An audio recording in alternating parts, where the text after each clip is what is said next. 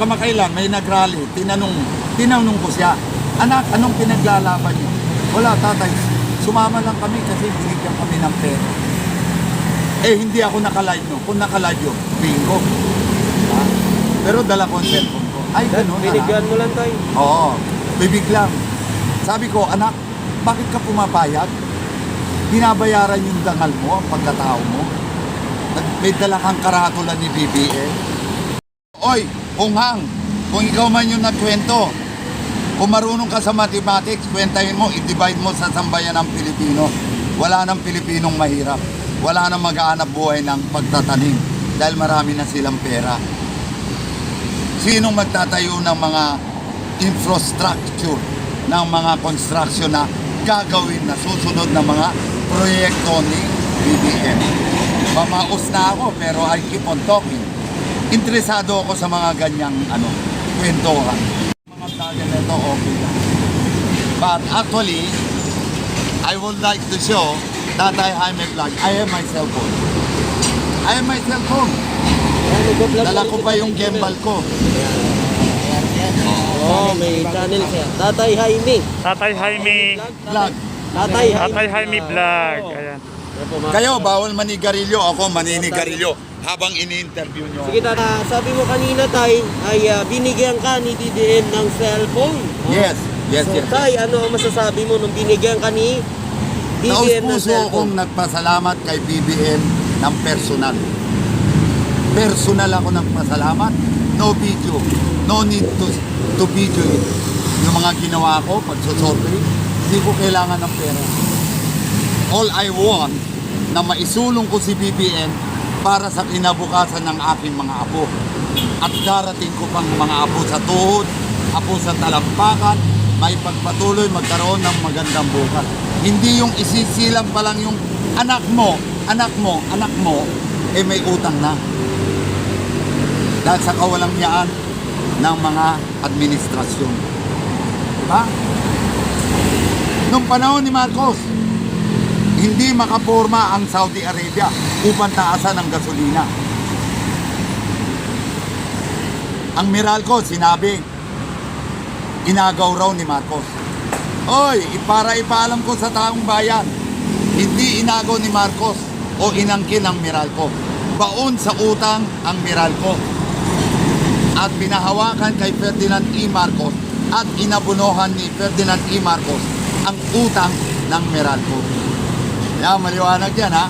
Puntahan nyo ako, ipapatay nyo ako at patutunayan ko yan sa inyo. Baon na sa utang ng Meralco. Baon na baon. Sino nakaahon sa Meralco? Marcos! Walang iba. Si Marcos ang nakaahon ng Meralco, kaya patuloy tayo nagkaroon ng elektrisidad. At sinong pumigil sa Bataan Nuclear Power Plant? Ang mga gobyerno, negosyante at mga taong bayan dyan na nabulag ang kanilang isipan upang hindi maipagpatuloy ang power plant. Kung naipagpatuloy ang power plant, isang taong mahirap kayang gumamit ng aircon. Naka-aircon ka kahit ikaw ay isang mahirap. Hindi ventilador na kuryente lang ng ventilador, mahal na. Plus plancha pa. Plus Ano naman masasabi mo sa tubig na to, sa sinasabi nilang ano? Yan. Isa pa rin yan. Yung Maynilad ngayon, isa pa rin yan. Di sana ngayon tayo, no? Mababa lang yung kuryente natin at saka yung tubig. Kuryente, pati tubig. Oo. Walang mahirap na natutulog sa kalsada kung yan ay walang korupsyon ng DSWD. Saan dinadala? Sa Marikina, Arroceros, at kung saan-saan lugar para mamatay lang kayo sa loob ng DSWD. Ate Jaime, Opo. anong masasabi mo sa mga supporters na yung nagsabi na may nakarang araw doon sa may Kumilit, mayroon tayong na balitaan na mga supporters na ginigiit nilang i-disqualified si BBM. Ay, mga gago yun. Yun, mga katulad niya, kamakailan may nagrally, tinanong ko siya, Anak, anong pinaglalaban niyo? Wala, tatay. Sumama lang kami kasi binigyan kami ng pera. Eh, hindi ako naka-live no. Kung naka-live yun, bingo. Ha? Pero dala ko ang cellphone ko. Ay, ganun. Binigyan mo lang tayo. Oo, bibig lang. Sabi ko, anak, bakit ka pumapayag? Binabayaran yung dangal mo, ang pagkatao mo. May dala kang karatula ni BBM. Tapos hindi mo alam kung anong pinaglalaban mo. Sinisigaw nila na BBM disqualified. Oh yes, correct. Mga walang dangal na tao yun. Sa halagang 500, 1,000, ikaw yung taong walang dangal. Katulad ng taong idol kong yun, nakilala ko, magnanakaw pala ng cellphone. Wala tayong magagawa. Idol ko pa naman siya. Magnanakaw pala siya ng cellphone. Wala rin dangal yung tao na yun. Ganun talaga ang Pilipino. Wala tayong magagawa. Kahit na tunurin ko siyang kaibigan, hindi, tingin ko kasi sa'yo, tatay kita eh. Kaya nire-respeto kita. Yung pala, nanakawin yung cellphone ko, gagamitin yung channel. Kakahiya ka, bata. Nakakahiya ka, anak. Alam mo, anak, alam mo kasi yung itsura mo, na mukhang daga, mukhang inggitero ka. Ang mga forma mo, kala mo, professional vlogger ka. Eh, kamote ka rin pala. Oh. Hindi ka magiging tulpo magpakailanman. Dumubog na ang Pilipinas, hindi ka magiging tulpo, bata. At saka itong mga nag-strike na ito, rally-rally, eh wala naman alam. Hindi alam kung anong pinaglalaban.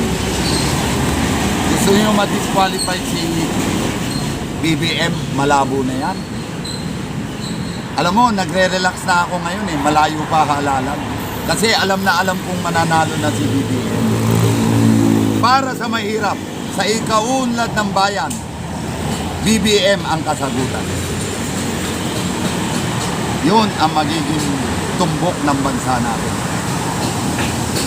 Anong mga panahon ni Marcos? Pinagdugtong-dugtong ang kalsada upang ang kalakal mula sa Luzon, Visayas, Mindanao maging madali makarating sa Paroroco. Ang ginawa lang, Duterte ngayon, yung Porto ba? O almost finished. Anong sinabi ni Mongoloy? Pag hindi natapos yung train station na yan, magpapasagasa ako. Saan siya namatay? Sigarilyo. Diba? Sa kakasigarilyo mo, Mongoloy, doon ka namatay. Diba? Hindi ka nasagasaan. Di ba dalawa yun sila nagpapasagasa? Oo, silang dalawa. Kasama si, anong pangalan to? Babae yata yun eh. Oo, babae. Kasi maruwas, hindi? Hindi, babae yung kasama niya. Babae ba? Si Lopez. Lalaki rin. Alam ko. Baka si Lopez. Oo, magpapasagasa raw. Lopez, babae. Ah, hindi babae? Yung, Papasagasa raw. presidente ng ABS-CBN. Oo, yun. Yung babae. Kaya ngayon, ang inano nila, talagang inano nila si BBM kasi pag nadalo si BBM, Tatayo ulit. wala na. Nakakaawang empleyado ng BBM. Alam mo kung bakit? Nung nag-shooting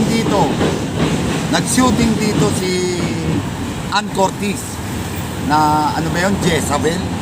Hindi ba si Marian Rivera? Hindi. Si Jezabel, Jimmy. Ann Cortez. Ah, oo. Jimmy. Okay, tinanong ko yung mga staff. Mga anak, permanente ba kayo? Ay, hindi ko. Hindi ko kami permanente.